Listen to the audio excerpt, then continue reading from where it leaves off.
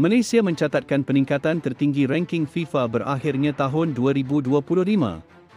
Skuad kendalian Klamovski menutup kempen 2025 dengan kemenangan ke atas Nepal dengan keputusan 1-0 pada aksi kelima kumpulan F, pusingan kelayakan akhir Piala Asia 2027.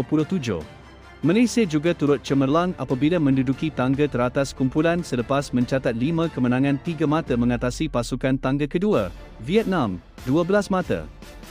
Harimau Malaya terus merekodkan pencapaian terbaik dalam kedudukan ranking FIFA selepas mencatat peningkatan tertinggi di Asia Tenggara bagi tahun 2025. Pasukan kebangsaan kini menduduki tangga ke-116 dunia dengan 1168.41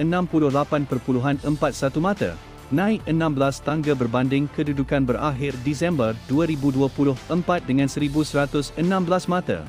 Peningkatan ini membolehkan Malaysia menjadi pasukan dengan kenaikan tertinggi di Asia Tenggara dan mencatatkan rekod lebih baik berbanding Thailand, naik 2 tangga, dari kedudukan 97 ke 95 dunia. Indonesia yang kini menduduki tangga ke-122 dunia pula hanya meningkat 5 tangga berbanding kedudukan 127 dunia pada Disember tahun lalu.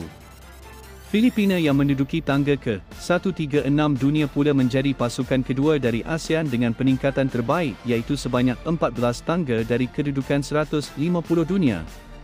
Ujian terakhir Malaysia pada kempen kelayakan adalah aksi berdepan Vietnam di tempat lawan pada 25 Mac 2026.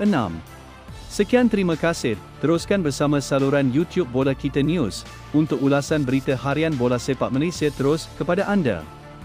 Salam hormat dan Assalamualaikum.